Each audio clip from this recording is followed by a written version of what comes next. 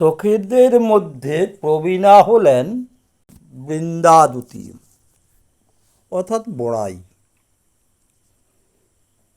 বৃন্দাদুতী বললেন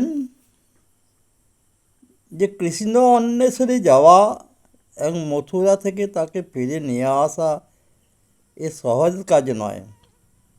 অতএব যতটা সহজ ভাবছ এটা সহজে হতে পারে না।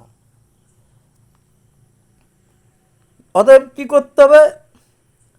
এখন শ্রীমতী রাধারানীকে ধৈর্য ধরতে হবে, তারপর যা বিহিত করবার সেটা আমরা করছি। এই বলে রাই ধরি জং রহু ধরি জং রাই গচ্ছং মথুরায়ে,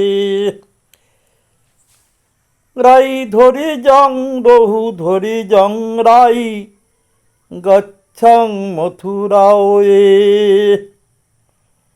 ঢৌড়ব পুরী প্রতি প্রতক্ষে যাহা দর্শন পাওয়ে, ঢৌড়ব পুরী প্রতি প্রতক্ষে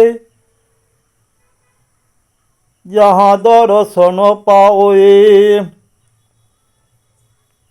ভদ্রং অতি ভদ্রং শীঘ্রং কুরু গমনাম, অবিলম্বনে মথুরাপুর প্রবেশ করল রমণাম, ভদ্রং অতি ভদ্রং শীঘ্রং কুরু গমনাম, অবিলম্বনে মথুরাপুর প্রবেশ করল রমণাম।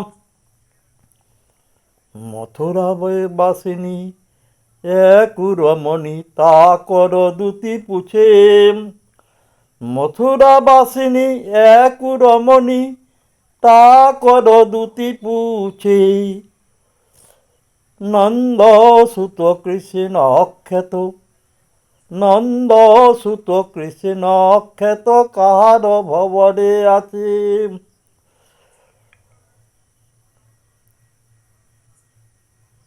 বলে নন্দ সুত কৃষ্ণ অক্ষেত কাহার ভবনে আছে,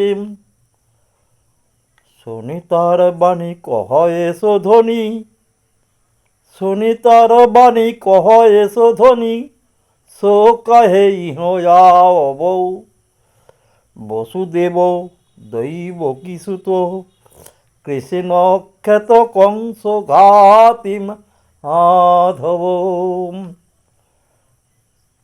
শুনল ধ্বনি কহ এসে বাণী সো কাহে ইহ যাও, বসুদেব দৈবকী সুত কৃষ্ণ অক্ষেত কংস ঘাতি মাধব, সই সই সই কই কই কই তারি দর্শনে মম আশা, যদু নন্দন দাসে কহে যাও যাও যাও ওই যে উচ্চ বাসা। হরে কৃষ্ণ কৃষ্ণ কৃষ্ণ হরে হরে।